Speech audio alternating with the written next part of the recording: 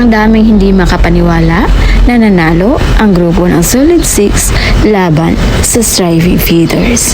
Ang grupo kasi ni Joaquin na kinabibilangan ni na Sofia, Caprice, Heat, at Eliza at tinaguriang pinakamahinang housemates sa loob ng bahay ni Kuya.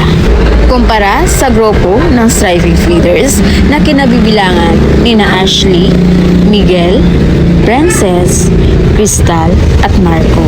Kaya iisa ang sinabi naman netizens ngayon na mahirapan na manalo sa Ligtas Challenge task ang Solid 6 laban sa Striving Feeders dahil mostly sa mga housemates na nandun ay mga task slayer. Pero marami ang nagkamali dahil nanalo ang Solid 6 sa unang Ligtas Challenge task. Sila yung literal na mahinang team pero palaban. And on the other side naman, marami din ang naawa kay Joaquin dahil wala man lang pumili sa kanya. At totoo kaya yung sinabi nila na lucky charm nga nila si Caprice.